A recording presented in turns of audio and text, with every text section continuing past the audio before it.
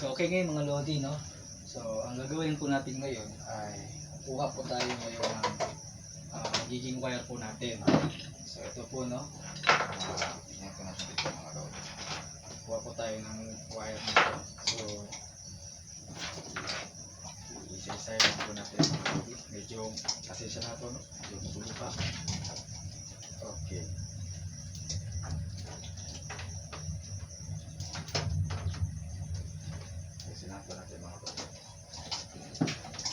So ito mga Lodi, no? So itong wire na ito ay isa po siyang Cat 6, no? Na cable. So ito po talaga yung ginagamit para sa pag mag-ano po tayo ng CCTV. Pag mag-wiring po tayo, no? So gagawin po natin mga Lodi, ito po yung magiging cable natin, no? Mula po dito sa ating NVR at papunta po ngayon dito sa ating router, no? So ganun po yung magiging setup. Or pwede na mula po sa ating POE ay papunta rin din po dito sa ating router, no? So ganun po yung magiging diagram. So, gagawin po natin, lalagyan po muna natin ng connection yung ating POE dito po, no? Sa pinakadulo. Ito po yung magiging uplink niya mga Lodi, no? So ngayon papunta naman po dito sa ating router. So saan po natin ilalagay mga Lodi? So kahit saan lang po dito mga Lodi, no? Depende po sa inyo. So ako ilalagay ko lang po siya sa number 1. So yan po mga Lodi. So kung makikita po nyo dito mo sa kanyang indicator, ayan po, umilaw na po yung kanyang network. So ibig sabihin po mga Lodi ay wala pong naging problema sa ating cable. Then kung titingnan po ninyo dito sa ating POE ay umilaw na rin po yung kanyang indicator. So yan po mga Lodi, no? So ang gawin po natin ay meron na po tayong connection, no? Network sa ating POE, no? And then dito po sa ating router. So ilalagay lang po natin dyan mga Lodi. So ngayon ang magiging kulang na lang natin mga Lodi sa pagitan po ng ating router at papunta naman po sa ating NVR, no? Para ang mangyayari, meron na po silang network, no? Silang tatlo, itong ating mga device. So kuha pa po ulit tayo ng isa pang cable. So ito po mga Lodi.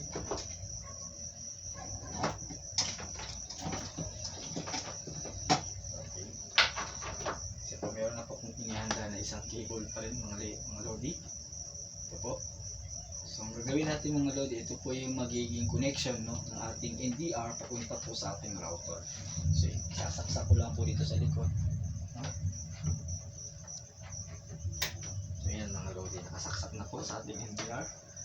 And then ipapakita ko rin sa inyo mga Lodi dito po sa likod ng ating router, no?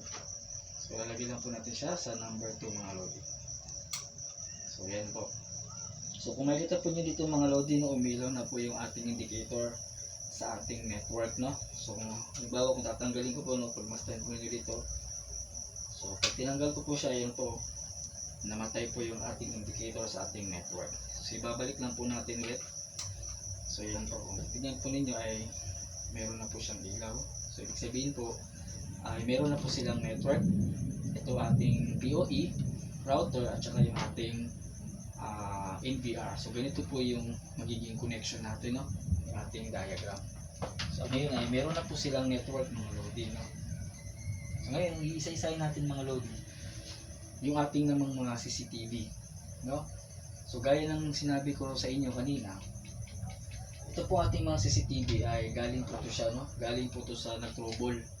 So hindi po siya kagaya ng iba na bagong bili, no? Bagong bili po yung ating mga CCTV, tapos bigla po natin sinet up, no? Sinet up po natin. So ang mangyayari po niyan, plug in play lang po siya. Kapag once sinaksak na po natin ng cable itong ating CCTV dito sa ating POE, ay automatic po siya magdi-display dito mga Lodi. Pero ito po ngayong sitwasyon natin ngayon ay isa po siyang galing po ito sa trouble. So parang nangyari ay ni-restart po nila yung hindi tawag ng restart, parang factory, no? Ginawa po nila ay factory reset po nila yung yung ating NVR.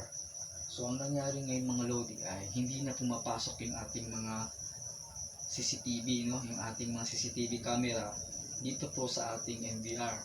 Kaya wala po siyang display, no? Kagaya po yan, no? Link. Kasi nga po ay hindi na po tinatanggap ni NVR kasi nga po ay nagbago na po. It's either yung password na sinet up po dito sa ating NVR. So ngayon ang nangyari, ito pong mga CCTV natin ay hindi na po siya maka-access. So para ma-access po natin siya mga lodi ay mano-mano po natin i-hard reset, no, yung ating mga CCTV. So yun po yung nakikita kong problema. Kaya kahit anong gawin nila dyan ay hindi talaga nila ma-display, no? Kasi nga ay dapat i-hard reset din nila yung mga CCTV camera para ang nangyari niyan ay kung ano yung naging password ng ating NVR, yun na rin automatic yung magiging password ng ating CCTV para magkaroon po sila ng network, no? So ganun po yun. So kahit na ano pa ang gawin mo, kahit na balik-balik rin po ninyo yung mga IP address o yung DHCP, kahit tama po yan, hindi po yan siya makakapasok as long as yung ating password ng ating CCTV ay hindi po naka-registered. So ang gagawin po natin mga lodi ay mano-mano po natin i-hard reset yung ating mga CCTV. So yun po yung solution dito mga lodi. So gagawin po natin ay kukuha po tayo ng cable. So ito po, no? Ito po mga lodi. Kukuha po tayo ng mga kahit mga 1 meter lang po. So tulong po natin. So yan po mga lodi, no? So makita po ninyo, no? Kumuha na po ako ng cable. And then gagawin po natin mga lodi ay lalagyan na po natin ng port sa bawat dulo. So kuha lang po ko dito. So meron na po kung hinanda ng mga RJ45. Ito po ay Cat5. Total simulation na naman po yung gagawin natin. So gagamit po tayo ng wire stripper mga lodi. Yan, dahan-dahan. So ganito lang po yung pag-terminate po, no, ng ating mga network cable. So yan po mga lodi, no? So ganyan po mangyayari dito, iisa-isahin po natin ito mga lodi hanggang sa makumpleto na po natin, no, yung ating mga CCTV na mai-display po natin sa ating monitor. So ang una po natin gagawin ay uunahin po natin syempre yung ating white, orange, and then orange. Then isunod po natin mga lodi syempre yung ating magkapares na white, green, and then syempre yung ating blue and white, blue mga lodi. So ganyan lang po siya. Okay, yan po. And then yung ating green. So ganyan lang po siya mga lodi, no? Tapos yung ating okay, ating white, brown, and brown. So yan po, no? Okay, ayusin lang po natin siya mga lodi. Ang gagawin po natin, isusukatin po natin ito kung RJ45 dito po sa ating cable. Putulin na po natin siya mga lodi gamit po ang ating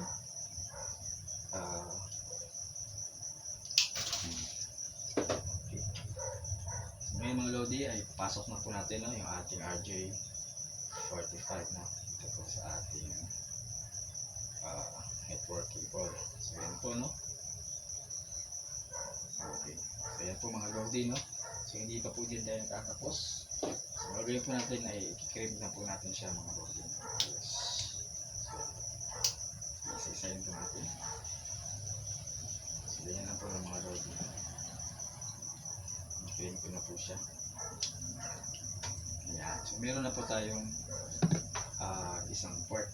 Then yung sa kabilang dulo niya pa rin mga lodi, siyempre lalagyan din po natin.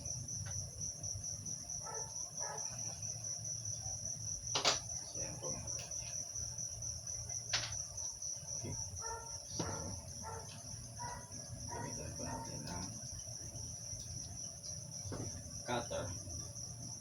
Yan po, no, pinapakita ko po sa inyo paano po yung mag-terminate ng network cable, no? So yan po mga lodi. So ganun din po, no, kung ano po yung color coding na ginawa po natin sa una, at ganun din po dito sa pangalawang mga lodi. So dapat po ay magkakaparehas po sila. So yan. Okay. Green.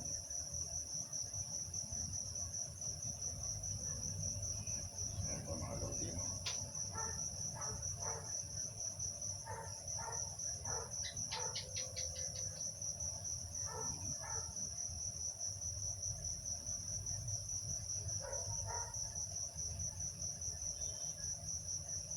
Okay.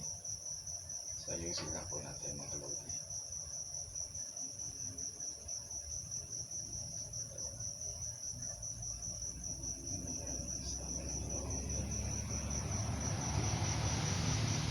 So dapat titigan po natin ng mabuti mga lodi, no? Kasi baka magkameron pong sumalisik. So lagyan na po natin ulit ng RJ45. Tuloy po natin.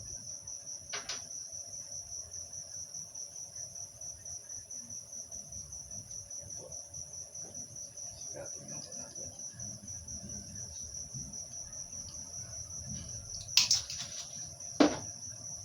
Pinipasok po natin ito mga lodi.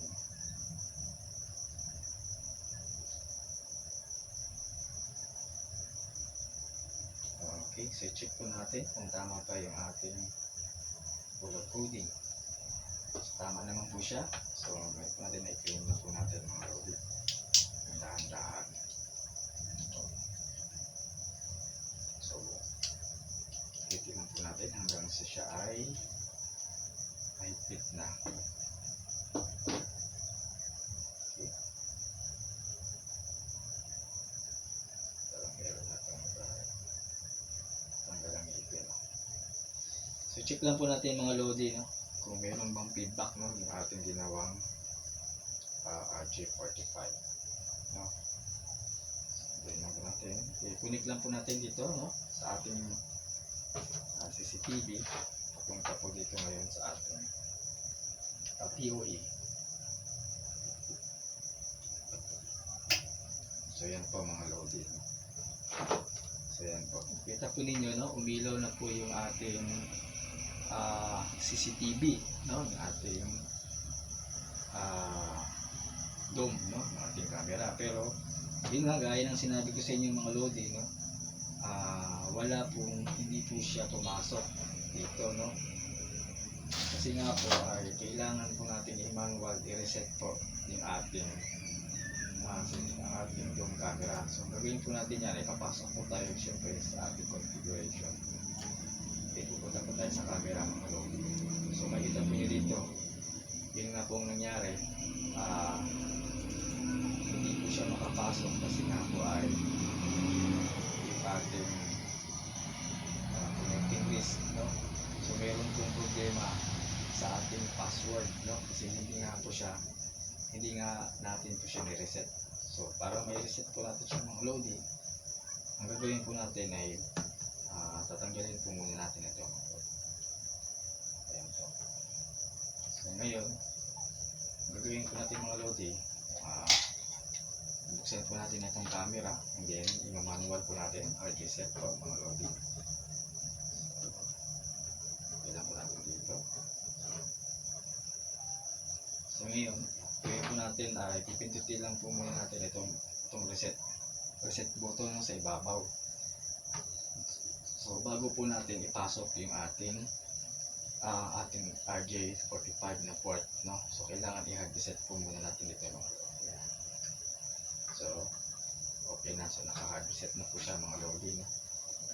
Ngayon po natin ay burahin po muna natin ito. Delete lang po natin siya.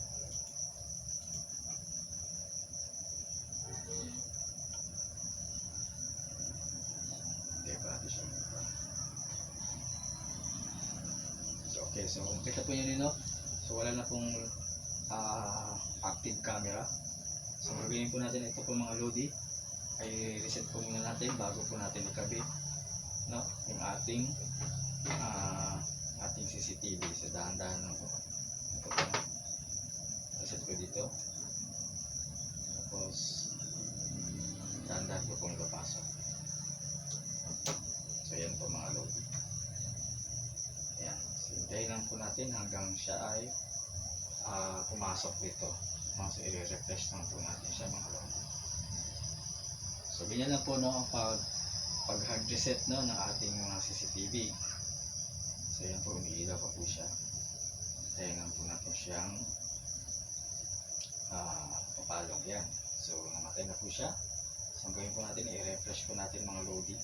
So dapat po ang lalabas po dito sa ating monitor ay inactive po, dili po siya active.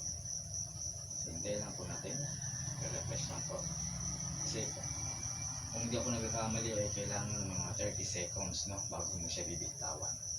Or mas mabuti, tsaka mo na talaga siya bitawan kapag lumabas na po yung kanyang inactive. Ayan, so makita po niyo, binitawan ko na po. So makita po niyo dito mga lodi, no, inactive na po siya. So ibig sabihin ay na-reset na po natin yung ating camera. So ang gagawin po natin, i-add lang po natin siya dito sa ating monitor.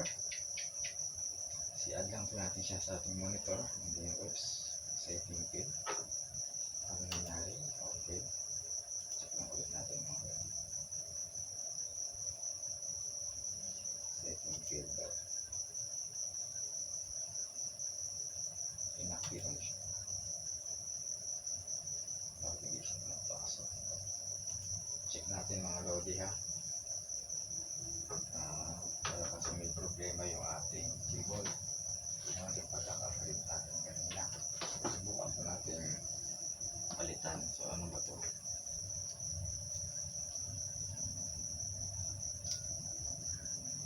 Parang kulang yata siya sa mga lodi. So nabasag kasi siya kanina mga lodi. Kulang yung kanyang ngipin mga lodi. Basag siya. So gawin natin, papalitan lang natin mga lodi. So ito po yung ilagay natin, no? Subukan po natin. Okay. So ulitin lang po ulit natin, no? Connect natin dito mga lodi.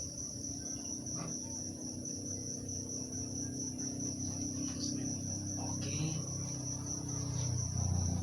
So connect na po yung ating camera. So hintayin po natin mamatay. So yan po, may ilaw na po siya mga lodi, no? Tignan po nyo dito. Yan. So subukan po natin i-add mga lodi. So meron talaga siyang problema. So ang gawin po natin ay i-delete natin siya mga lodi. So ibag natin.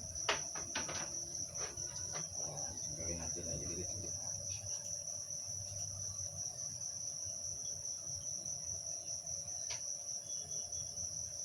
So ulitin natin ang pag-reset.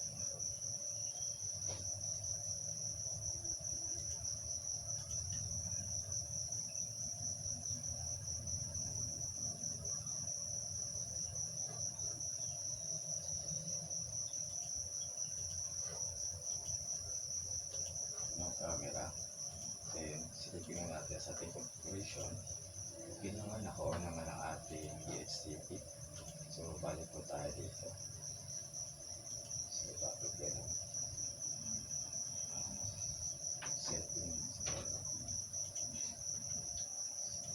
Delete natin.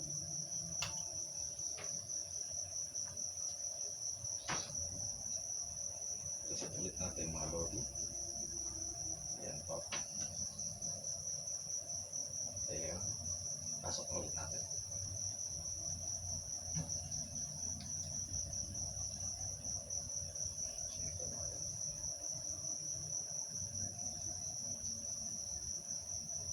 Ayan lang po natin siya.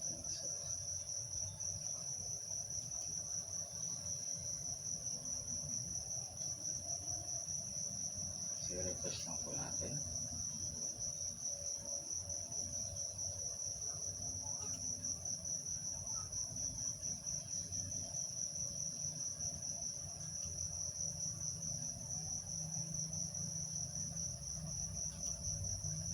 Refresh lang natin ang i-refresh mga lodi hanggang sa lumabas ulit yung inactive.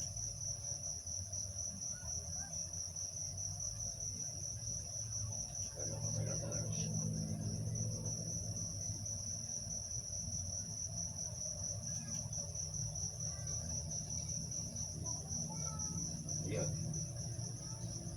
So ngayon subukan po natin i-add